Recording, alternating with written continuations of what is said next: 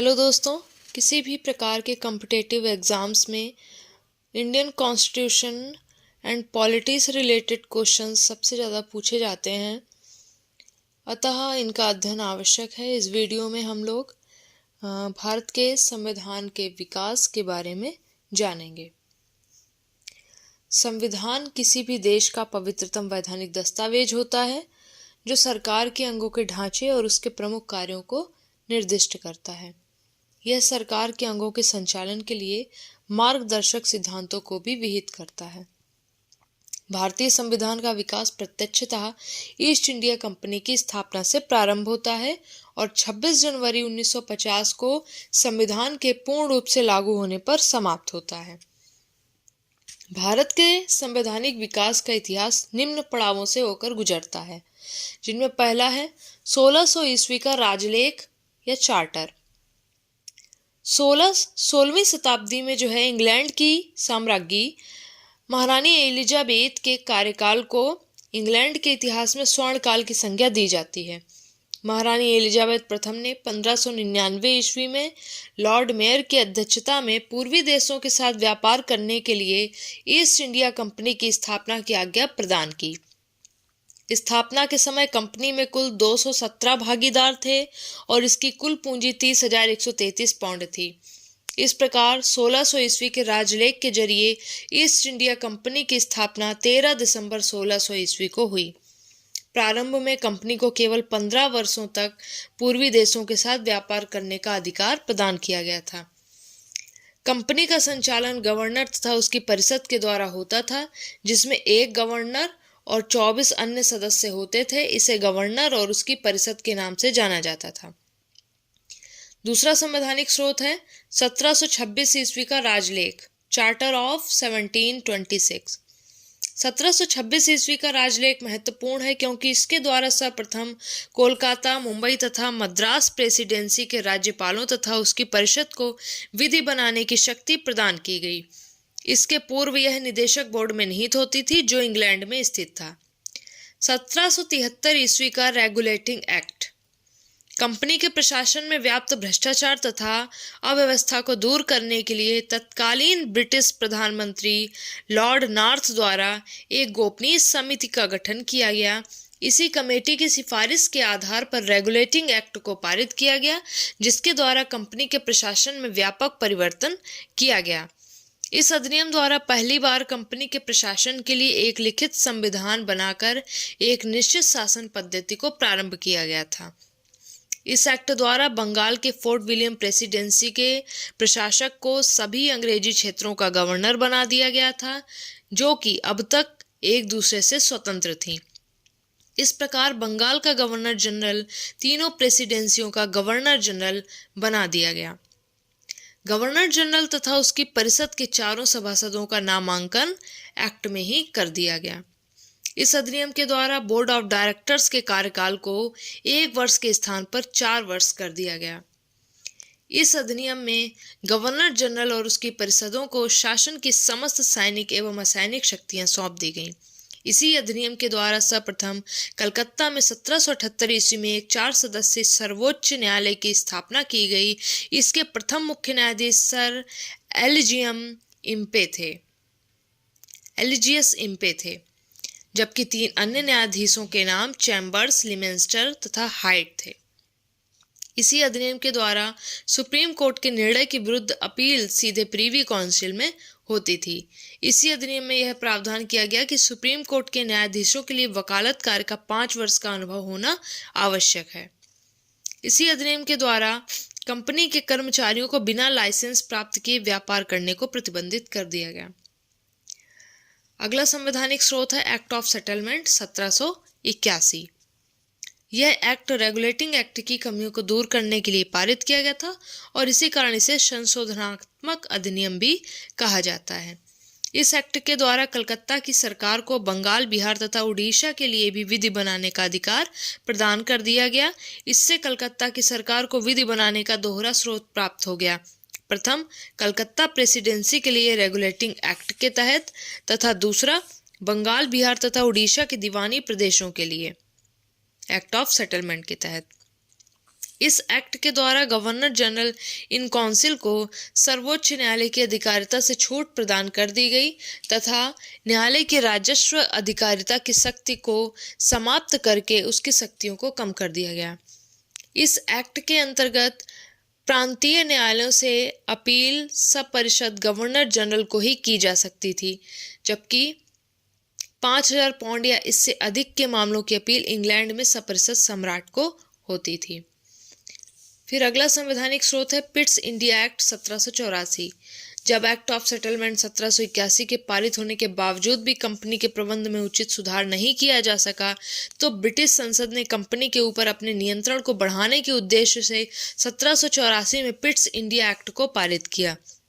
वास्तव में Pitt's India act company द्वारा अधिग्रहित किए गए राज्य क्षेत्रों पर ब्रिटिश ताज के स्वामित्व के दावे का पहला वैधानिक दस्तावेज था। इसका शीर्षक भारत में ब्रिटिश अधिकाराधीन क्षेत्र था। इस अधिनियम की प्रमुख विशेषताएं निम्न प्रकार से थीं। पहला है कि इस एक्ट में कंपनी के व्यापारिक और राजनीतिक कार्यकलापों को एक दूसरे से पृथक कर दिया गया। व्यापारिक क्रियाकलापों को कंपनी के निदेशकों के हाथों में यथावत बनाए रखा गया, जबकि कंपनी के राजनीतिक क्रियाकलापों के नियंत्रण एवं पर्यवेक्षण के लिए इंग्लैंड में एक 6 सदस्यीय नियंत्रक मंडल की नियुक्ति की गई, जिन्हें बोर्ड ऑफ कंट्रोल कहा जाता है। इन सदस्यों की नियुक्ति का अधिकार सम्राट को सौंपा गया। इस प्रकार अब भारत में ब्रिटिश उपनिवेश के 2 शासक हो गए। पहला कंपनी का निदेशक बोर्ड तथा दूसरा नियंत्रक मंडल के माध्यम से सम्राट। परिणामतः कंपनी के निदेशकों की शक्ति पर्याप्त घट गई और ब्रिटिश संसद का कंपनी पर नियंत्रण बढ़ गया। अधिनियम द्वारा गवर्नर जनरल की परिषद की संख्या घटाकर 4 से 3 कर दी गई। प्रांतीय परिषद के सदस्यों की संख्या भी 4 से घटाकर 3 कर दी गई। इसी अधिनियम द्वारा केंद्रीय शासन का अनुपालन न होने पर गवर्नर जनरल को प्रांतीय सरकारों को बर्खास्त करने का अधिकार भी दिया गया। इस अधिनियम द्वारा कंपनी के कर्मचारियों के उपहार लेने को भी प्रतिबंधित कर दिया गया। इस अधिनियम द्वारा गवर्नर जनरल को देशीय राजाओं से युद्ध तथा संधि करने से पूर्व कंपनी निदेशकों से स्वीकृति लेने को अनिवार्य कर दिया गया। इस अधिनियम के द्वारा भारत में अंग्रेज अधिकारियों के अवैध कार्यों हेतु उन पर मुकदमा चलाने के लिए इंग्लैंड में एक न्यायालय की स्थापना की गई। 1784 में पिट्स ब्रिटेन के प्रधानमंत्री बने और उन्हीं के नाम पर 1784 की इस अधिनियम को पिट्स इंडिया एक्ट कहा गया। इस अधिनियम के तहत ब्रिटिश संसद द्वारा अब तक के कंपनी के कार्यों की जांच करने हेतु एक प्रवर समिति तथा डंडास की अध्यक्षता में एक गोपनीय समिति का गठन किया गया। एक तथ्य है जो जानकारी में होना आवश्यक है कि 6 मई 1773 को महाराजा नंद कुमार पर जालसाजी का आरोप लगाकर फांसी की सजा दे दी गई थी।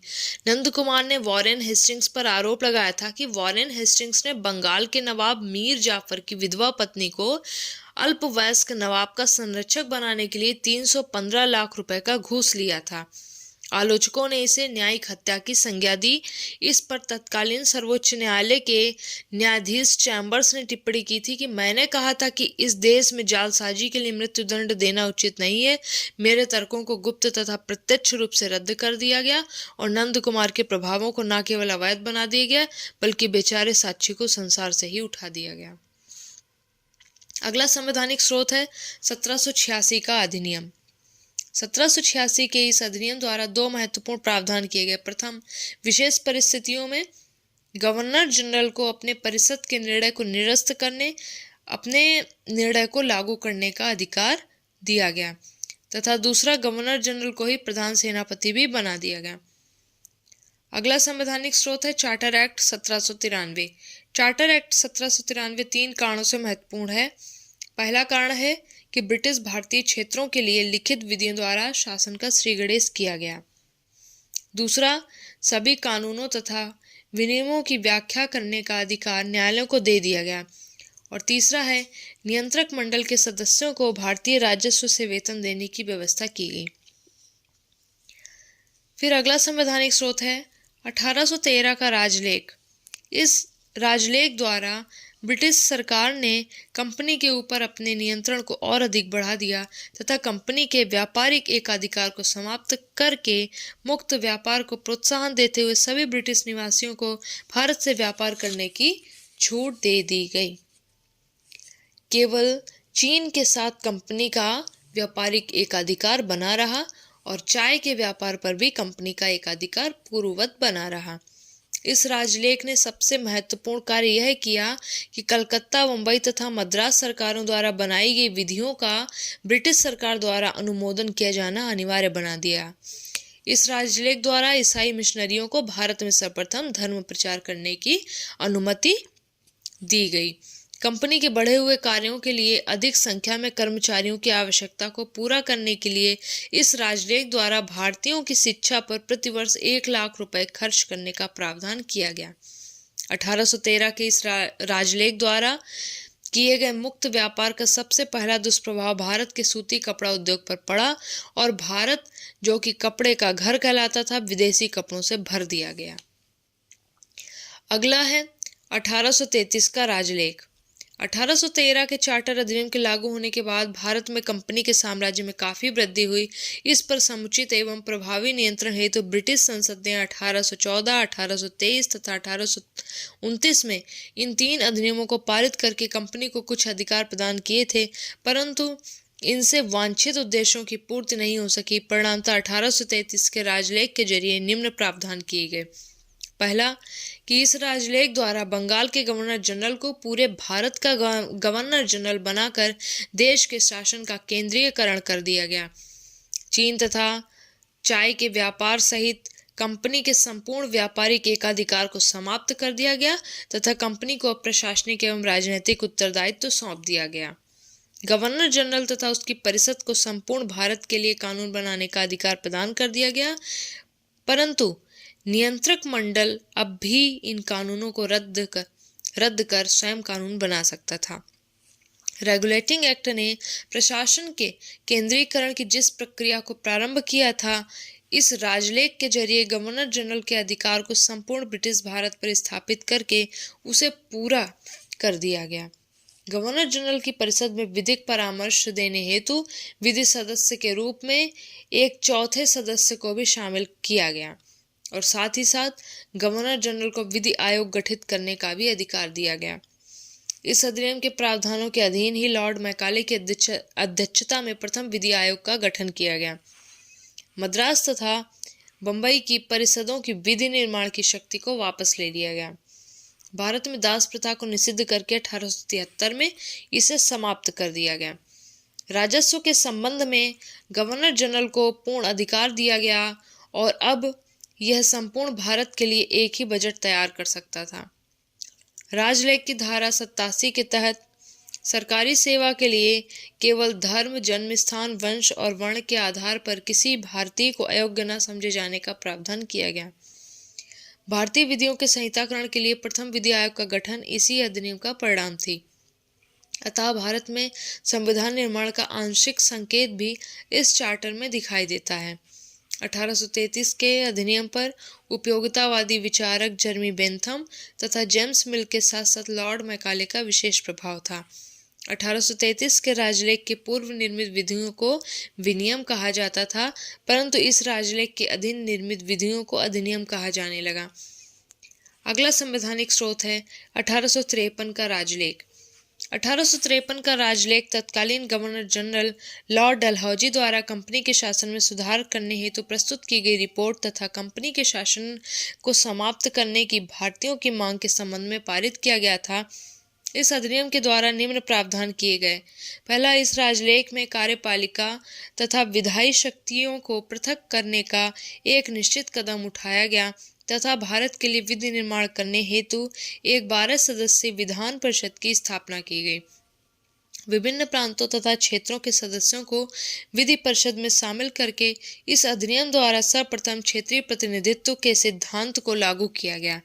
विधान परिषद का मुख्य कार्य देश के लिए विधि बनाना था, परंतु इस प्रकार बनाई गई विधि अधिनियम का रूप तभी ले सकती थी जब उसे गवर्नर जनरल की अनुमति मिल जाए। गवर्नर जनरल ऐसी विधियों पर वीटो का भी प्रयोग कर सकता था। इस अधिनियम द्वारा विधि सदस्य को गवर्नर जनरल परिषद का पूर्ण सदस्य बना दिया गया। कंपनी के कर्मचारियों की नियुक्ति के लिए नामजदगी को समाप्त करके उसके स्थान पर प्रतियोगी परीक्षाओं को आधार बनाया गया। बंगाल के प्रशासनिक कार्यों के लिए अलग से एक लेफ्टिनेंट गवर्नर की नियुक्ति का प्रावधान किया गया। ब्रिटिश संसद को कंपनी के शासन को किसी भी समय समाप्त करने का अधिकार दिया गया। निदेशक मंडल के सदस्यों की संख्या 24 से घटाकर 18 कर दी गई। इस अधिनियम ने भारतीय प्रशासन को सम्राट को हस्तांतरित करने का मार्ग प्रशस्त किया। भारतीय विधि आयोग की रिपोर्ट पर विचार करने के लिए इंग्लैंड में एक विधि आयोग का गठन किया गया। 1853 का चार्टर जो है ब्रिटिश कालीन भारतीय इतिहास का अंतिम राजलेख या चार्टर था। फिर आता है भारत सरकार अधिनियम 1858। इसे भारत शासन अधिनियम 1858 भी कहा जाता है। तो कंपनी की शासन व्यवस्था पर पिट्स के इंडिया एक्ट तथा बोर्ड ऑफ कंट्रोल तथा समुचित नियंत्रण नहीं रखा जा सका। इसके विपरीत कंपनी की दोहरी शासन व्यवस्था और अधिक उत्तरदायित्व विहीन, कष्टकारी तथा जटिल हो गई। इन सब के परिणाम स्वरूप 1857 का विद्रोह हुआ। ऐसी दशा में भारत में कंपनी के शासन को समाप्त करने के लिए तत्कालीन ब्रिटिश प्रधानमंत्री पॉमस्टन द्वारा ब्रिटिश संसद में एक विधेयक प्रस्तुत किया गया जो पारित नहीं हो पाया।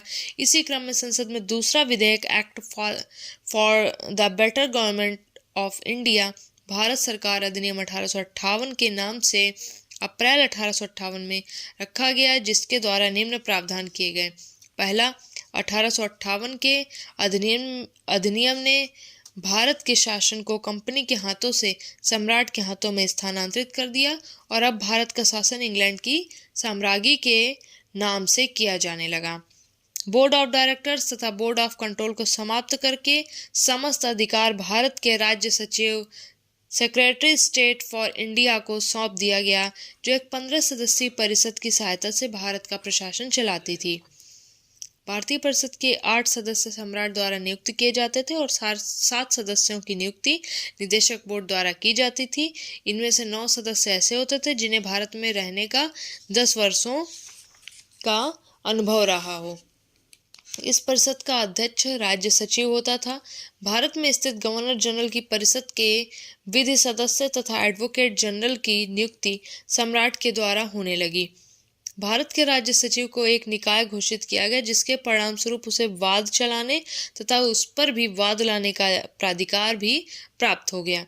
भारत के प्रशासन का ब्रिटिश सम्राट के हाथों में हस्तांतरण का कार्य इंग्लैंड के साम्राज्ञी की एक राजकीय घोषणा के द्वारा किया गया, जिस पर महारानी द्वारा 1 नवंबर 1858 को हस्ताक्षर किया गया। यह घोषणा इलाहाबाद में लॉर्ड कैनिंग द्वारा पढ़कर सुनाई गई। इस प्रकार 1784 के पिट्स इंडिया एक्ट द्वारा चलाई गई द्वैध शासन व्यवस्था 1 नवंबर 1858 को समाप्त हो गई। इस अधिनियम द्वारा भारत के गवर्नर जनरल का नाम बदलकर वायसराय कर दिया गया। 1 नवंबर 1858 को महारानी विक्टोरिया की इस नीतिगत घोषणा को भारत के शिक्षित वर्ग द्वारा अपने अधिकारों का मैग्ना कार्टा कहा गया।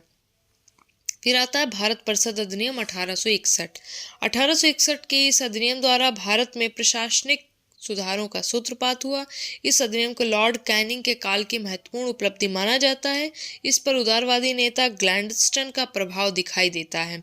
1861 के अधिनियम द्वारा निम्न महत्वपूर्ण व्यवस्था की गई। पहला, इस अधिनियम द्वारा केंद्रीय कार्यकारिणी के सदस्यों की संख्या 4 से बढ़ाकर 5 कर दी गई तथा 5वें सदस्य का विधिवेत्ता होना अनिवार्य कर दिया गया। विधायी कार्यों हेतु गवर्नर जनरल को नए प्रांतों के निर्माण का तथा नए बनाए गए प्रांतों के लिए गवर्नर या लेफ्टिनेंट गवर्नर को नियुक्त करने का अधिकार दे दिया गया।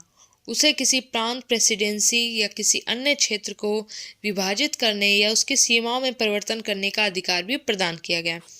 भारत परिषद को विधायी संस्था बनाकर उसे भारत में रहने वाले सभी ब्रिटिश तथा भारतीय प्रजा कर्मचारियों, भारतीय रियासतों तथा सम्राट के राज्य क्षेत्र के अधीन रहने वाले व्यक्तियों तथा सभी स्थानों तथा वस्तुओं के संबंध में कानून बनाने का अधिकार प्रदान किया गया। 1861 के इस अधिनियम द्वारा विधान परिषद की सदस्य संख्या बढ़ाकर कम से कम 6 सदस्य तथा अधिकतम 12 सदस्य कर दिया गया। इन सदस्यों का मनोनयन 2 वर्ष के लिए होता था। सुविधा के लिए वायसराय की परिषद को नियम बनाने की शक्ति प्रदान की गई। इसी के आधार पर लॉर्ड कैनिंग ने भारत में विभागीय प्रणाली की शुरुआत की। इसके तहत विभिन्न विभागों को भिन्न भिन्न सदस्यों को सौंप दिया गया, जो उस विभाग के प्रशासन के लिए उत्तरदायी होता था। इसी के परिणामस्वरूप भारत में मंत्रिमंडलीय व्यवस्था की नींव पड़ी। गवर्नर जनरल को अध्यादेश जारी करने का अधिकार प्रदान किया गया। मद्रास तथा बम्बई की सरकारों को भी व्यवस्थापिका का अधिकार प्रदान किया गया। 1861 में ही पहली बार भारत में जेम्स विल्सन द्वारा बजट प्रस्तुत किया गया। भारतीय असैनिक सेवा अधिनियम 1861 भी 1861 में ही पारित हुआ था। 1861 में ही भारतीय उच्च न्यायालय अधिनियम 1861 भी पारित हुआ था। 1873 का अधिनियम 1873 की इस अधिनियम द्वारा यह महत्वपूर्ण प्रावधान किया गया कि ब्रिटिश सरकार द्वारा ईस्ट इंडिया कंपनी को कभी भी भंग किया जा सकता है। इस अधिनियम के प्रावधानों के अनुसरण में ही 1 जनवरी 1884 को औपचारिक रूप से ईस्ट इंडिया कंपनी को भंग कर दिया गया। फिर आता है शाही उपाधि अधिनियम 1876। इस अधिनियम द्वारा निम्न महत्वपूर्ण प्रावधान किए गए। गवर्नर जनरल की केंद्रीय कार्यकारिणी में 67वें सदस्य की नियुक्ति इस अधिनियम द्वारा की गई और उसे लोक निर्माण विभाग का कार्य सौंपा गया। एक घोषणा द्वारा 28 अप्रैल 1876 को महारानी विक्टोरिया को भारत की साम्राज्ञी घोषित कर दिया गया। भारतीय परिषद अधिनियम 1892। 1857 की क्रांति, पाश्चात्य शिक्षा के प्रसार, कांग्रेस की स्थापना तथा इल्बर्ट बिल विषयक विवाद के परिणाम स्वरूप भारतीयों में नव जागरूकता आई और देश के प्रशासन तथा विधि निर्माण में और अधिक प्रतिनिधित्व देने की मांग इनके द्वारा की जाने लगी। इस सब के परिणाम स्वरूप ही यह अधिनियम पारित किया गया। इस अधिनियम द्वारा केंद्रीय तथा प्रांतीय विधान परिषदों की संख्या को बढ़ा दिया गया। केंद्रीय विधान परिषद में न्यूनतम 10 और अधिकतम 16 सदस्य होते थे। बम्बई, मद्रास तथा बंगाल प्रांतों में न्यूनतम 8 तथा अधिकतम 20 सदस्य होते थे, जबकि उत्तर पश्चिमी प्रांत और अवध में 15 सदस्य होते थे। परिषदों के अतिरिक्त सदस्य स्थानीय संस्थाओं द्वारा निर्वाचित किए जाते थे तथा तत्पश्चात उन्हें परिषदों में नियुक्त किया जाता था। इस प्रकार निर्वाचन पद्धति का आरंभ किया जाना इस अधिनियम की सर्वाधिक महत्वपूर्ण विशेषता है। परिषद के अधिकारों में वृद्धि करके भारतीय सदस्यों को बजट पर बहस करने तथा प्रश्न पूछने का अधिकार दिया गया, परंतु मतदान करवाने और अनुपूरक प्रश्न पूछने का अधिकार उन्हें नहीं था। इस अधिनियम द्वारा प्रतिनिधि सरकार, अप्रत्यक्ष चुनाव प्रणाली द्वारा तथा अंशतः संसदीय व्यवस्था का बीजारोपण किया गया। फिर है भारतीय परिषद अधिनियम 1909, जिसे मार्ले मिंटो सुधार के नाम से भी जाना जाता है। लॉर्ड कर्जन के स्थान पर लॉर्ड मिंटो नवंबर 1906 में वायसराय तथा जॉन मार्ले को भारत का वायसराय नियुक्त किया गया। मार्ले उदारवादी और भारतीय प्रशासन में सुधारों के समर्थक थे। लॉर्ड मिंटो भी इससे सहमत थे और इसीलिए इनके द्वारा प्रारंभ किए गए सुधारों को मार्ले मिंटो सुधारों के नाम से जाना जाता है। इस अधिनियम को फरवरी 1909 में सर अरुणडेल कमेटी की सिफारिशों के आधार पर पारित किया गया था। इस अधिनियम द्वारा भारतीयों को प्रशासन तथा विधि निर्माण दोनों में प्रतिनिधित्व प्रदान किया गया। केंद्रीय विधान परिषद में अतिरिक्त सदस्यों की संख्या को 16 से बढ़ाकर 60 कर दिया गया, जिसमें से आधे गैर सरकारी सदस्य होते थे। 32 गैर सरकारी सदस्यों में से 27 सदस्य निर्वाचित होते थे और 5 नामजद सदस्य होते थे। निर्वाचक मंडल को 3 भागों में बांट दिया गया। पहला सामान्य निर्वाचक वर्ग, दूसरा है वर्गीय निर्वाचक वर्ग और तीसरा है विशिष्ट निर्वाचक वर्ग। इस अधिनियम द्वारा मुसलमानों के लिए पृथक मताधिकार तथा निर्वाचक क्षेत्रों की व्यवस्था करके फूट डालो और राज्य करो की नीति को साकार किया गया। केंद्रीय तथा प्रांतीय विधान परिषदों की शक्ति में वृद्धि करते हुए सदस्यों की बजट की विवेचना करने, अनुपूरक प्रश्न को पूछने तथा लोकहित के मुद्दों पर चर्चा करने का अधिकार दिया गया, परंतु बजट पर मतदान का अधिकार नहीं दिया गया। इस अधिनियम द्वारा भारत परिषद तथा वायसराय की कार्यकारिणी परिषद में सर्वप्रथम भारतीय सदस्यों को शामिल किया गया। इंग्लैंड स्थित भारत परिषद में नियुक्त होने वाले पहले 2 भारतीय केसी गुप्ता तथा हुसैन विलग्रामी थे। भारत सरकार अधिनियम 1919, इसे मॉन्टेग्यू चेम्सफोर्ड सुधार के नाम से भी जाना जाता है। भारत सरकार अधिनियम 1909 की स्वशासन की ये जो है 1909 भारतीयों के सुशासन की मांग को पूरा नहीं कर सका। अतः मॉन्टेग्यू ने 20 अगस्त 1917 को ब्रिटिश सरकार के प्रस्तावित सुधारों की घोषणा की। इन सुधारों में भारत को सर्वप्रथम स्वतंत्र डोमिनियन अर्थात स्वशासन की परिस्थिति प्रदान करने की बात कही गई थी। तत्पश्चात मॉन्टेग्यू ने भारत आकर तत्कालीन गवर्नर जनरल चेम्सफोर्ड और अन्य नेताओं से विचार विमर्श किया और इसके परिणाम स्वरूप जुलाई 1918 में मॉन्टेग्यू चेम्सफोर्ड रिपोर्ट प्रकाशित की गई। मॉन्टेग्यू तथा चेम्सफोर्ड की संयुक्त रिपोर्ट के आधार पर ही भारत सरकार अधिनियम 1919 को पारित किया गया। इस अधिनियम द्वारा निम्न महत्वपूर्ण प्रावधान किए गए यथा इस अधिनियम में सर्वप्रथम उत्तरदायी शासन का स्पष्ट रूप से उल्लेख किया गया। इस अधिनियम द्वारा सर्वप्रथम प्रत्यक्ष चुनाव प्रणाली अपनाई गई और स्त्रियों को भी मतदान का अधिकार प्रदान किया गया।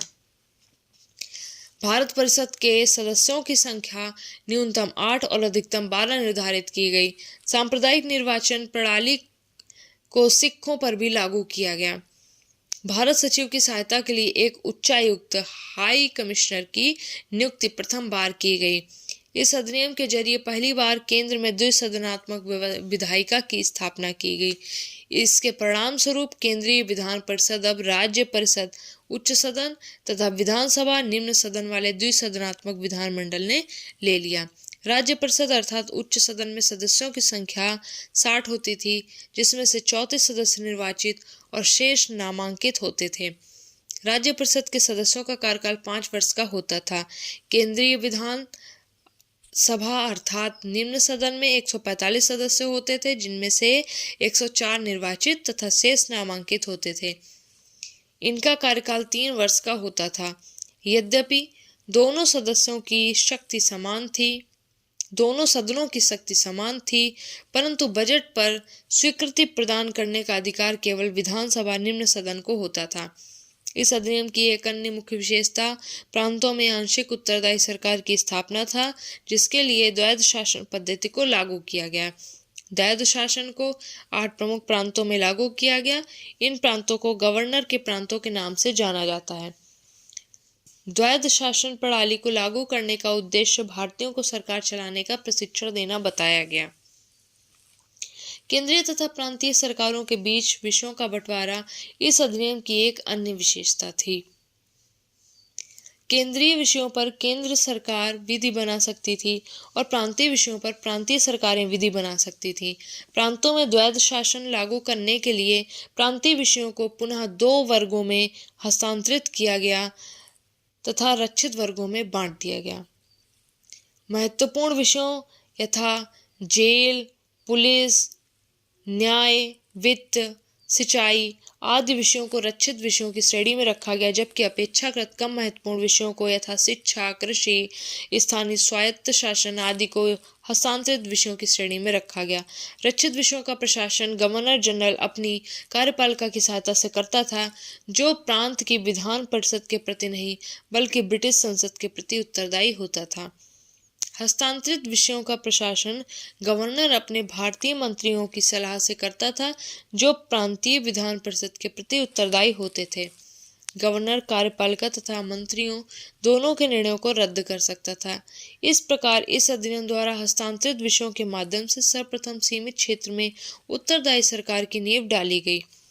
भारत सरकार अधिनियम 1919 के द्वारा सर्वप्रथम भारत में एक लोक सेवा आयोग की स्थापना का प्रावधान किया गया तथा भारत सचिव को महालेखा परीक्षक की नियुक्ति का भी अधिकार दिया गया। इस अधिनियम द्वारा भारत में पहली बार प्रत्यक्ष निर्वाचन के लिए सीमित संख्या में संपत्ति एवं कर को आधार बनाया गया। 1919 के इसी अधिनियम द्वारा केंद्रीय बजट को राज्य बजट से पृथक कर दिया गया। सांप्रदायिकता को और बढ़ाने के लिए इस अधिनियम द्वारा पृथक निर्वाचन क्षेत्र की भी व्यवस्था सिखों, ईसाइयों तथा एंग्लो इंडियनों के लिए भी लागू कर दिया गया। गोखले की वसीयत का प्रभाव 1919 के अधिनियम पर पड़ा। प्रांतों में द्वैध शासन प्रणाली का जन्मदाता लियोनिस कार्टिस था। इसी ने सर्वप्रथम अपनी पुस्तक डायरकी में द्वैध शासन का वर्णन किया था। 1919 के अधिनियम द्वारा गवर्नर जनरल को जो सर्वाधिक विशेषाधिकार दिया गया था उसके बारे में कहा जाता है कि इंग्लैंड का सम्राट राज्य करता था पर शासन नहीं। अमेरिका का राष्ट्रपति शासन करता है, राज्य नहीं।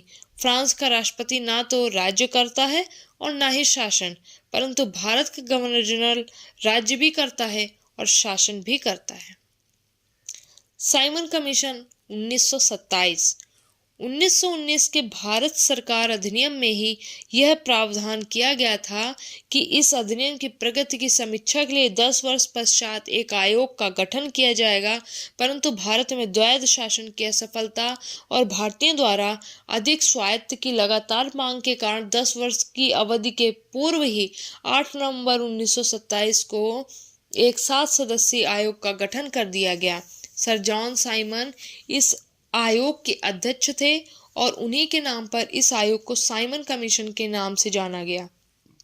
साइमन आयोग के अन्य सदस्य थे Lord Burn, Hem Earl of Strathcona, Edward के डागान, चौथे हैं बर्नन हर्मशान, पांचवें हैं CR एटली तथा छठे हैं GR लैंडफॉक्स।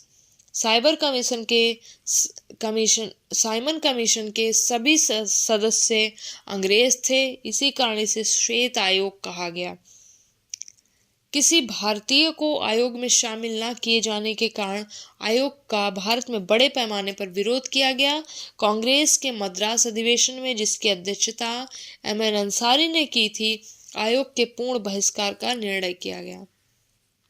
साइमन आयोग 3 फरवरी 1928 को बंबई पहुंचा और 30 जून 1930 को उसने अपनी रिपोर्ट प्रस्तुत की। साइमन आयोग की रिपोर्ट श्वेत पत्र पर विचार के लिए उसे सेलेक्ट कमेटी को सौंप दिया गया और इस समिति के सुझावों के आधार पर ब्रिटिश संसद में एक विधेयक लाया गया जो पारित होने पर 1935 का भारत सरकार अधिनियम कहलाया। नेहरू रिपोर्ट 1928। साइमन कमीशन का विरोध करने वाले सभी नेताओं को भारत सचिव लॉर्ड बर्केनहेड ने सभी दलों द्वारा स्वीकार्य संवैधानिक मसौदा तैयार करने की चुनौती दी, जिसे कांग्रेस ने स्वीकार किया और पंडित मोतीलाल नेहरू की अध्यक्षता में एक 10 सदस्यीय समिति का गठन किया गया, जिसे नेहरू समिति के नाम से जाना जाता है। समिति ने 10 अगस्त 1928 को अपनी रिपोर्ट प्रस्तुत की। यही रिपोर्ट नेहरू रिपोर्ट कहलाती है।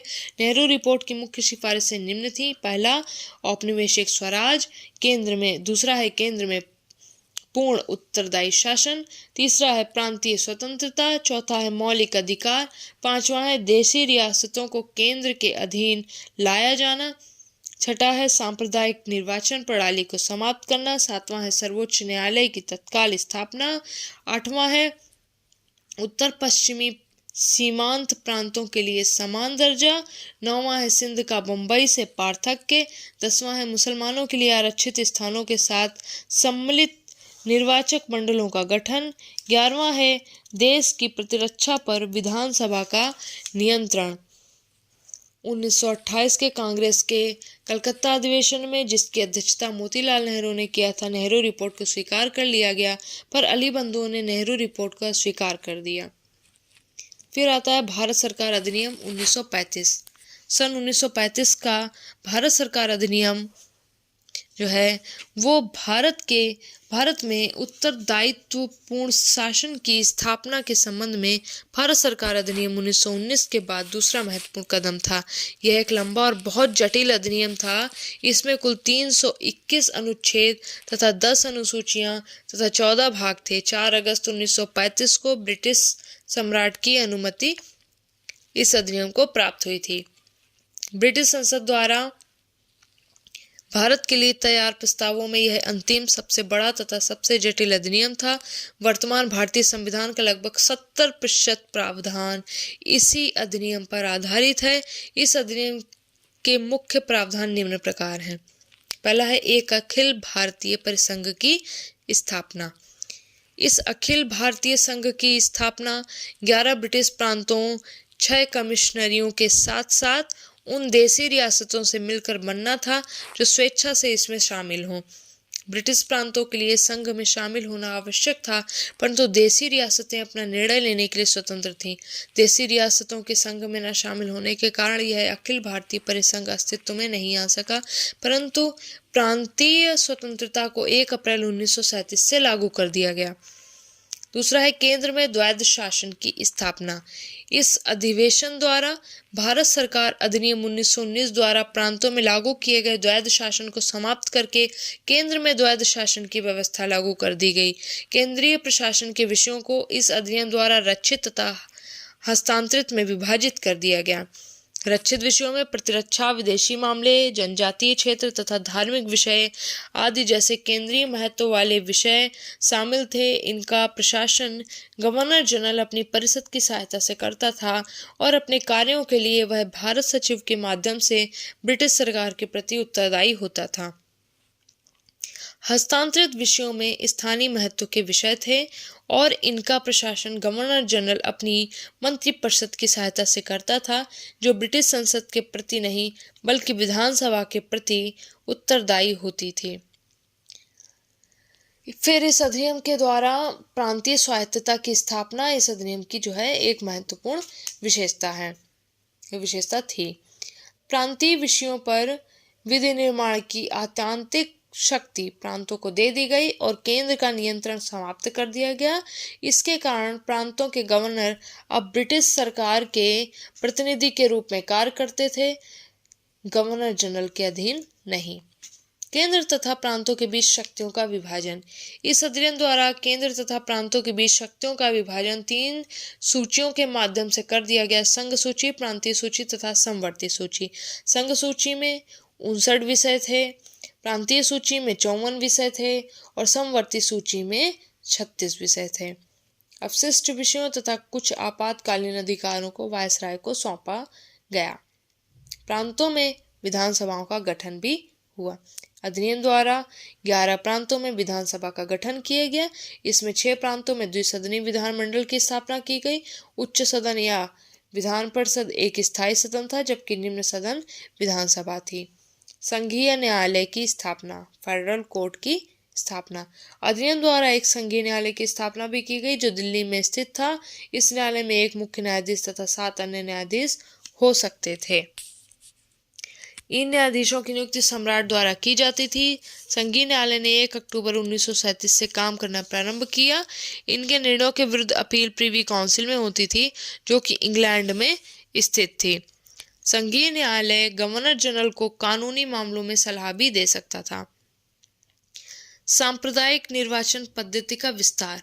इस अधिनियम द्वारा संघीय तथा प्रांतीय व्यवस्थापिकाओं में सांप्रदायिक निर्वाचन प्रणाली का और विस्तार करके उसमें एंग्लो इंडियनों, ईसाइयों, यूरोपियों के साथ साथ हरिजनों को भी शामिल कर दिया गया। इस अधिनियम द्वारा 1935 में बर्मा को भारत से अलग कर दिया गया। अधिनियम द्वारा भारत परिषद को भी समाप्त कर दिया गया। इस अधिनियम के लागू होने का परिणाम स्वरूप 1937 के विधानसभा चुनाव संपन्न हुए। इस अधिनियम के तहत देश का केंद्रीय बैंक भारतीय रिजर्व बैंक की स्थापना 1934 के रिजर्व बैंक अधिनियम के अंतर्गत हुई। अधिनियम के अधीन विधान के क्षेत्र में गवर्नर जनरल को वीटो की शक्ति प्राप्त थी।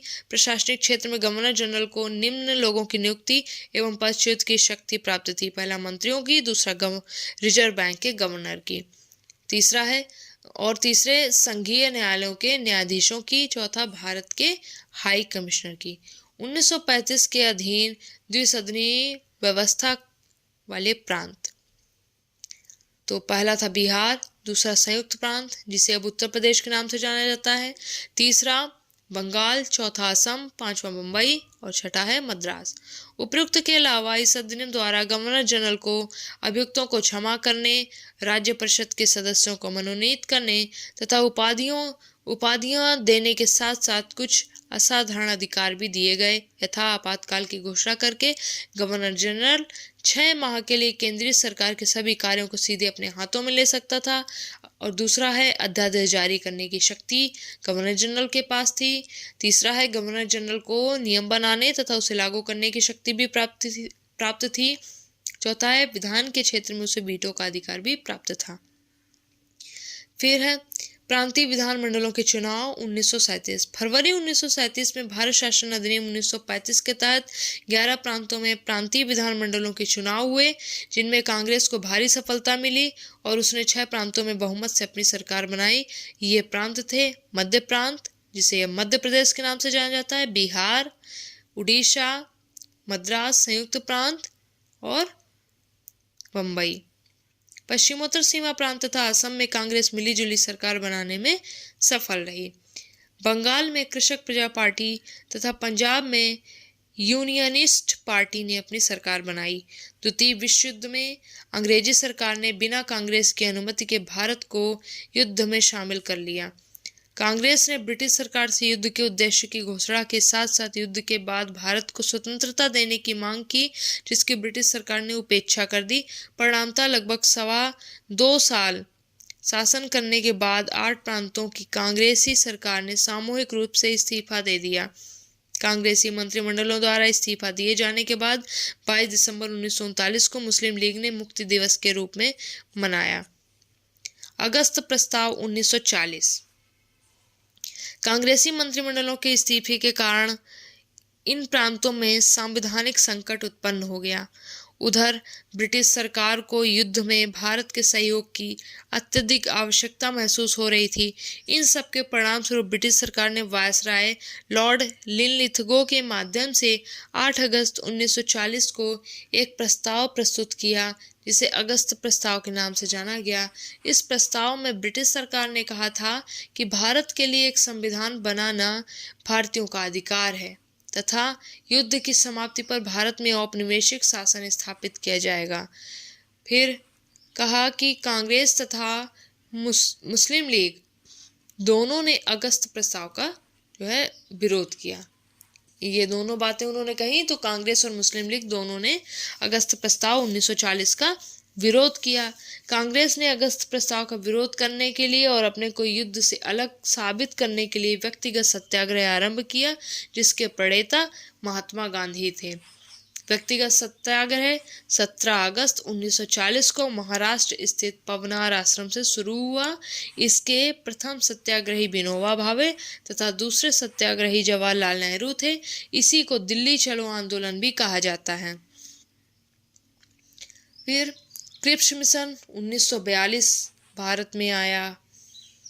भारतीयों द्वारा अपनी स्वाधीनता की निरंतर मांग की जा रही थी तथा द्वितीय विश्व युद्ध के बाद बदली हुई परिस्थितियों के परिणाम स्वरूप ब्रिटिश सरकार को अब यह विश्वास होने लगा कि भारतीयों की मांग को और अधिक टाला नहीं जा सकता।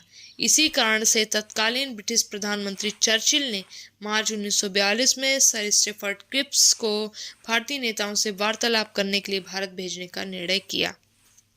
स्टैफर्ड क्रिप्स ने यह प्रस्ताव किया। स्टैफर्ड क्रिप्स द्वारा यह प्रस्ताव किया गया कि युद्धोपरांत नए संविधान की रचना के लिए निर्वाचित संविधान सभा का गठन किया जाएगा तथा भारत को औपनिवेशिक शासन का दर्जा दिया जाएगा। प्रांतों को संविधान को स्वीकार करने या अपने लिए संविधान के निर्माण की स्वतंत्रता होगी। कांग्रेस ने क्रिप्स प्रस्ताव का विरोध किया क्योंकि इसमें भारत को टुकड़ों में बांट देने की साजिश थी। मुस्लिम लीग ने प्रस्ताव का विरोध इसलिए किया क्योंकि देश के सांप्रदायिक आधार पर विभाजन की उसकी मांग नामंजूर कर दी गई थी। गांधी जी ने प्रस्ताव को बाद की तिथि का चेक कहा, जबकि नेहरू ने इस प्रस्ताव की आलोचना करते हुए टूटते हुए बैंक के नाम उत्तर दिनांकित चेक कहा। क्रिप्स मिशन के असफल होने के बाद कांग्रेस को यह विश्वास हो गया कि ब्रिटिश सरकार से भारत की स्वतंत्रता की आशा करना व्यर्थ है। अतः कांग्रेस ने वर्धा में 4 जुलाई 1942 को हुई अपनी कार्य समिति की बैठक में अंग्रेजों भारत छोड़ो का प्रस्ताव पारित किया। उक्त प्रस्ताव का अनुमोदन कांग्रेस ने 8 अगस्त 1942 को मौलाना आजाद की अध्यक्षता में बम्बई में आयोजित अपने अधिवेशन में कर दिया। यह अधिवेशन बम्बई के प्रसिद्ध ग्वालियर टैंक मैदान में हुआ और इसी में गांधी जी ने करो या मरो का नारा दिया। भारत छोड़ो आंदोलन की शुरुआत 9 अगस्त 1942 को हुई, जिसे अगस्त क्रांति के नाम से भी जाना जाता है। बेविल योजना 1945। अक्टूबर 1943 में लॉर्ड बेवेल को लॉर्ड लिनलिथगो के स्थान पर भारत का वायसराय बनाकर भेजा गया। बेवेल ने संवैधानिक गतिरोध को तोड़ने के लिए और उचित माहौल बनाने के लिए 4 जून 1945 को एक योजना प्रस्तुत की, जिसे बेवेल योजना के नाम से जाना जाता है। इस योजना की मुख्य बातें निम्न प्रकार से थीं। पहला, केंद्र में नई कार्यकारिणी परिषद का गठन, जिसमें वायसराय तथा सैन्य प्रमुख के अलावा सभी सदस्य भारतीय होंगे। दूसरा है, कार्यकारिणी परिषद तथा अंतरिम राष्ट्रीय सरकार की भांति होगी। कार्यकारिणी परिषद एवं अंतरिम राष्ट्रीय सरकार की भांति होगी। तीसरी बात कही गई कि गवर्नर जनरल बिना किसी ठोस कारण के वीटो शक्ति का प्रयोग नहीं करेगा। चौथा कहा गया कि कार्यकारिणी परिषद में मुस्लिम तथा हिंदुओं की संख्या बराबर होगी। पांचवी बात कहेगी कि द्वितीय विश्व युद्ध के पश्चात भारतीय अपना संविधान स्वयं बनाएंगे। छठी बात कहेगी कि शिमला में एक सर्वदलीय सम्मेलन बुलाया जाएगा।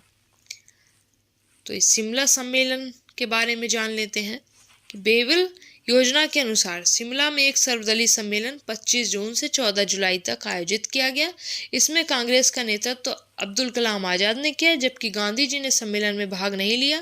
सम्मेलन में मुस्लिम लीग अपनी इस मांग पर अड़ी रही कि वायसराय की कार्यकारिणी में नियुक्त होने वाले मुस्लिम सदस्यों की नियुक्ति केवल वही करेगी। लीग की इस मांग को कांग्रेस ने नहीं माना। परिणामतः 14 जुलाई को वायसराय ने सम्मेलन को असफल घोषित कर दिया। Cabinet mission 1946। द्वितीय विश्व युद्ध की समाप्ति के पश्चात ब्रिटेन में 1945 के चुनावों में लेबर पार्टी की उत्तरवादी दृष्टिकोण वाली सरकार प्रधानमंत्री क्लीमेंट एटली के नेतृत्व में बनी। एटली ने उदारवादी दृष्टिकोण का परिचय देते हुए हाउस ऑफ कॉमन्स में 14 मार्च 1946 को यह घोषणा की कि भारत को स्वतंत्र होने का अधिकार है। इसके लिए उन्होंने अपने कैबिनेट के 3 मंत्रियों स्टेफर्ड क्रिप्स, लॉर्ड पैथिंग लॉरेंस तथा एबी अलेक्जेंडर के एक दल को भारत भेजा। चूंकि इस मिशन के सभी सदस्य कैबिनेट मंत्री थे, अतः इसे कैबिनेट मिशन कहा गया। मार्च 1946 में भारत भेजे गए इस मिशन के अध्यक्ष लॉर्ड पैथिंग लॉरेंस थे। कैबिनेट मिशन ने भारत में तत्काल एक अंतरिम सरकार की स्थापना, संविधान सभा के गठन तथा भारत के संविधान के निर्माण हेतु एक योजना प्रस्तुत किया, जिसके प्रमुख बिंदु निम्न प्रकार से थे। संविधान सभा का गठन विधानसभाओं के सदस्यों द्वारा प्रत्यक्ष निर्वाचन प्रणाली द्वारा वयस्क मताधिकार द्वारा नहीं किया जाएगा। संविधान सभा के एक प्रतिनिधि 10 लाख की जनसंख्या पर चुना जाएगा और प्रत्येक प्रांत के लिए सीटों का निर्धारण उसकी जनसंख्या के आधार पर किया जाएगा। स्थानों का आवंटन प्रत्येक प्रांत में वहां के प्रमुख समुदायों के बीच उनकी जनसंख्या के अनुपात में विभक्त होगा। विधानमंडल में प्रत्येक समुदाय के प्रतिनिधि अपने समुदाय के सदस्यों द्वारा ही चुने जाएंगे। इस उद्देश्य के लिए सामान्य मुस्लिम तथा सिख मान्यता प्राप्त समुदाय घोषित किए गए थे। संविधान सभा के लिए कुल सदस्य संख्या 389 होगी, जिसमें से ब्रिटिश प्रांतों के 292 सदस्य, देशी रियासतों के 93 सदस्य तथा चीफ कमिश्नर क्षेत्रों से 4 सदस्य होंगे। प्रांतों को अपने लिए अलग से संविधान निर्माण करने का प्रावधान होगा। संविधान सभा में महिलाओं की संख्या 9 थी। संविधान सभा में अनुसूचित जातियों की संख्या 26 तथा अनुसूचित जनजातियों की संख्या 33 थी। 4 सदस्य मुख्य आयुक्तों के प्रांतों के प्रतिनिधि होंगे। प्रांतों को 3 समूह में विभाजित किया गया, का, खा तथा गा। वर्ग का में शामिल प्रांत थे मद्रास, बंबई, संयुक्त प्रांत, बिहार, मध्य प्रदेश तथा ओडिशा। वर्ग खा में सम्मिलित प्रांत थे पंजाब, सिंध तथा उत्तर पश्चिमी सीमा प्रांत। वर्ग गा में असम तथा बंगाल को रखा गया था। ब्रिटिश प्रांतों से 296 प्रतिनिधियों 292 प्लस 4 का समुदाय के आधार पर विभाजन निम्न प्रकार किया गया। सामान्य 213 सदस्य, मुस्लिम 73 सदस्य, सिख 4 सदस्य। हैदराबाद रियासत के किसी भी प्रतिनिधि ने संविधान सभा में भाग नहीं लिया था। अंतरिम सरकार का गठन। कैबिनेट मिशन योजना के अंतर्गत भारत के लिए प्रथम अंतरिम राष्ट्रीय सरकार के गठन की घोषणा 24 अगस्त 1946 को की गई। इस योजना के अनुपालन में पंडित जवाहरलाल नेहरू के नेतृत्व में अंतरिम सरकार का गठन 2 सितंबर 1946 को किया गया। वायसराय लॉर्ड माउंटबेटन को इसका अध्यक्ष तथा जवाहरलाल नेहरू को उपाध्यक्ष बनाया गया। इस अंतरिम सरकार में कुल 13 सदस्य थे। प्रारंभ में मुस्लिम लीग इस सरकार में शामिल नहीं थी, परंतु 26 अक्टूबर 1946 को लीग भी इसमें शामिल हो गई। परिषद के 3 सदस्यों शरद चंद्र बोस, साफत अहमद खां तथा सैयद अली जहीर को मंत्रिपरिषद से हटाकर इसमें लीग के 5 सदस्यों को शामिल किया गया। अब मुस्लिम लीग का इरादा सरकार में रहकर पाकिस्तान के लिए लड़ना था। इसी कारण डॉक्टर अंबेडकर ने यह कहा था कि यह एक देश की सरकार है जिसे 2 देश चला रहे हैं। संविधान सभा का गठन। संविधान सभा की विचारधारा की उत्पत्ति ब्रिटेन में हुई। वास्तव में संविधान सभा का विचार ब्रिटिश समानतावादियों तथा हेनरी मेन की देन है।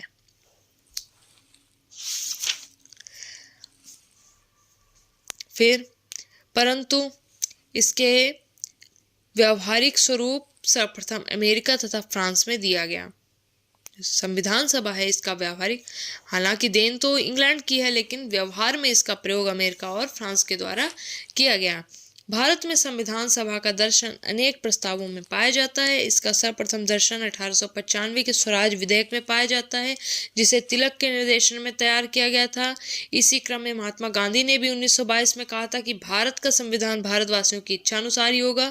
मोतीलाल नेहरू ने भी ब्रिटिश सरकार के समक्ष 1924 में संविधान सभा के निर्माण की मांग रखी थी। यद्यपि औपचारिक रूप से संविधान सभा के विचार का प्रतिपादन सर्वप्रथम M.N. राय ने किया था, जिसे पंडित नेहरू द्वारा 1939 में मूर्त रूप प्रदान किया गया।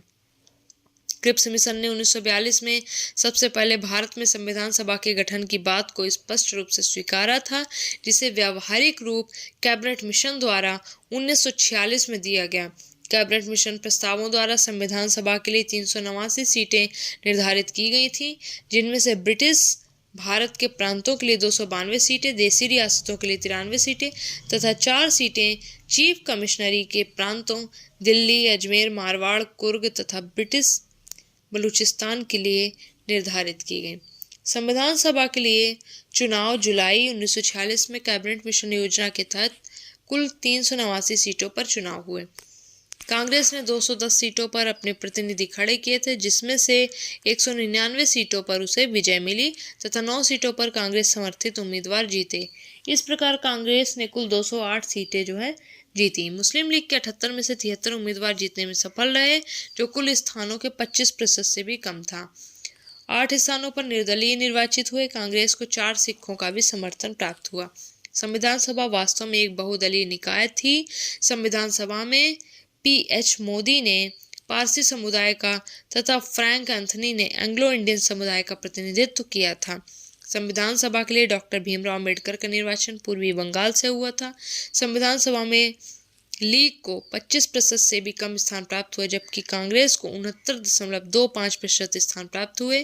कांग्रेस को 4 सिख सदस्यों का भी समर्थन प्राप्त हुआ था। संविधान सभा में अपनी कमजोर स्थिति को देखकर मुस्लिम लीग ने कैबिनेट मिशन योजना को अस्वीकार कर दिया और अपनी अलग संविधान सभा की मांग किया और निर्वाचित संविधान सभा का बहिष्कार करके 16 अगस्त 1946 को प्रत्यक्ष कार्यवाही दिवस का प्रस्ताव पारित किया। लीग के बहिष्कार के कारण संविधान सभा की प्रथम बैठक में कुल 210 सदस्य ही उपस्थित हुए। माउंटबेटन योजना 1947। मुस्लिम लीग के प्रत्यक्ष कार्यवाही दिवस के परिणाम स्वरूप देश में भयंकर सांप्रदायिक दंगे हुए। भारत में वायसराय के पुनः प्रयास पर मुस्लिम लीग मुसलमानों की रक्षा के नाम पर 13 अक्टूबर 1946 को सरकार में शामिल हो गई ताकि गतिरोध उत्पन्न किया जा सके। लीग ने संविधान सभा की प्रथम बैठक में अनुपस्थित रहकर यह स्पष्ट कर दिया था कि देश की एकता को बनाए रखना अब संभव नहीं है। उपरोक्त परिस्थितियों में ब्रिटिश प्रधानमंत्री एटली ने 20 फरवरी 1947 को यह घोषणा किया कि ब्रिटिश सरकार जून 1948 के पूर्व सत्ता भारतीयों को सौंप देगी। भारतीयों को सत्ता के निर्बाध स्थानांतरण के लिए लॉर्ड बेवेल के स्थान पर माउंटबेटन को भारत का वायसराय बनाकर भेजा गया। 3 जून 1947 को माउंटबेटन ने नीति विषयक अपना जो बयान जारी किया उसी को माउंटबेटन योजना के नाम से जाना जाता है। इस योजना में निम्न प्रावधान थे कि ब्रिटिश भारत को 2 संप्रभु भारत तथा पाकिस्तान में विभक्त कर दिया जाएगा। देसी रियासतों को अपनी इच्छानुसार भारत तथा पाकिस्तान में शामिल होने की स्वतंत्रता होगी। पंजाब तथा बंगाल के विभाजन के लिए जनमत संग्रह करवाया जाएगा। कांग्रेस तथा मुस्लिम लीग सभी दलों ने इस योजना को स्वीकार कर लिया और ब्रिटिश संसद ने इस योजना के कार्यान्वयन के लिए भारतीय स्वतंत्रता अधिनियम 1947 पारित किया। भारतीय स्वतंत्रता अधिनियम 1947। भारत को सत्ता के हस्तांतरण तथा ब्रिटिश भारत के विभाजन के लिए भारतीय स्वतंत्रता अधिनियम 18 जुलाई 1947 को ब्रिटिश संसद द्वारा पारित किया गया। इस योजना के प्रमुख प्रावधान निम्न थे। 15 अगस्त 1947 को ब्रिटिश भारत को 2 अधिराज्यों भारत तथा पाकिस्तान में विभाजित कर दिया गया। दोनों राज्यों के लिए पृथक पृथक गवर्नर जनरल बनाए जाएंगे। इस क्रम में भारत ने माउंटबेटन को गवर्नर जनरल तथा नेहरू को प्रधानमंत्री बनाया, जबकि पाकिस्तान ने मोहम्मद अली जिन्ना को गवर्नर जनरल तथा लियाकत अली को प्रधानमंत्री बनाया। दोनों देशों के लिए अलग अलग संविधान सभा का गठन किया जाएगा और वर्तमान संविधान सभा ही नए संविधान के लागू होने तक विधानमंडल के रूप में भारत सरकार अधिनियम 1935 के अधीन कार्य करती रहेगी। देशी रियासतों को दोनों में से किसी भी अधिराज्य में शामिल होने की स्वतंत्रता होगी। दोनों अधिराज्यों की सीमा के अवधारण के लिए सर रेडक्लिफ की अध्यक्षता में सीमा आयोग का गठन किया गया। इस तरह से भारतीय स्वतंत्रता अधिनियम 1947 के प्रावधानों के अनुसार 14 अगस्त 1947 को भारत तथा 14 अगस्त 1947 को पाकिस्तान तथा 15 अगस्त 1947 को भारत का निर्माण हुआ। भारतीय संविधान का निर्माण। भारतीय संविधान की रचना हेतु संविधान सभा की प्रथम बैठक नई दिल्ली के कौंसिल चेंबर के पुस्तकालय के भवन में 9 दिसंबर 1946 को ही अस्थायी अध्यक्ष के रूप में सभा के वरिष्ठतम सदस्य डॉक्टर सच्चिदानंद सिन्हा का चुनाव किया गया। तत्पश्चात 11 दिसंबर 1946 को डॉक्टर राजेंद्र प्रसाद को सर्वसम्मति से संविधान सभा का स्थायी अध्यक्ष एवं वीएन राव को संविधान सभा का संवैधानिक सलाहकार नियुक्त किया गया। संविधान सभा की कार्यवाही का शुभारंभ 13 दिसंबर 1946 को जवाहरलाल नेहरू द्वारा उद्देश्य प्रस्ताव को प्रस्तुत करने के साथ आरंभ हुई। 22 जनवरी 1947 को इस उद्देश्य को संविधान सभा की स्वीकृति मिल गई। इस उद्देश्य प्रस्ताव में निम्न बातें कही गई थी। भारत एक संपूर्ण स्वतंत्र तथा संपूर्ण प्रभुता संपन्न गणराज्य होगा। भारत अपने संविधान का निर्माण स्वयं करेगा। भारतीय गणराज्य प्रांतों तथा देशी रियासतों का एक संघ होगा तथा संघ और उसके राज्यों की समस्त शक्ति का मूल स्रोत भारत की जनता होगी। संविधान समितियां। संविधान सभा द्वारा उद्देश्य प्रस्ताव की स्वीकृति के बाद सभा द्वारा संविधान निर्माण हेतु अनेक समितियों का गठन किया गया। ये समितियां 2 प्रकार की थी। पहला प्रक्रिया संबंधी समितियां और दूसरा है विषय संबंधी समितियां। प्रक्रिया नियम समिति, सभा समिति, अधिकार समिति, परिचालन समिति, अनुवाद समिति तथा मुख्य प्रक्रिया संबंधी समितियां थीं। संघीय संविधान समिति, संघ शक्ति समिति, प्रांतीय संविधान समिति, मौलिक अधिकार समिति, रियासत समझौता समिति, झंडा समिति, अल्पसंख्यक समिति आदि विषय संबंधी मुख्य समितियां थीं। विषय संबंधी समितियां संविधान का निर्माण करने वाली समितियां थीं, जबकि प्रक्रिया संबंधी समितियों का गठन संविधान निर्माण की प्रक्रिया संबंधी प्रश्नों को हल करने हेतु गठित की गई थी। परामर्श समिति द्वारा तैयार की गई रिपोर्ट के आधार पर संवैधानिक सलाहकार बीएन राव ने अक्टूबर 1947 में संविधान का प्रथम प्रारूप तैयार किया। इस प्रारूप में 243 अनुच्छेद तथा 13 अनुसूचियां थीं। बीएन राव द्वारा तैयार किए गए संविधान के मूल पाठ 1416 पर विचार करने के लिए 29 अगस्त 1947 को संविधान द्वारा डॉक्टर भीमराव अंबेडकर की अध्यक्षता में 7 सदस्यीय प्रारूप समिति का गठन किया गया। संविधान के मूल पाठ पर विचार करने के बाद प्रारूप समिति ने 21 फरवरी 1948 को उसे संविधान सभा के समक्ष विचार के लिए प्रस्तुत किया। इसमें कुल 315 अनुच्छेद तथा 8 अनुसूचियां थीं।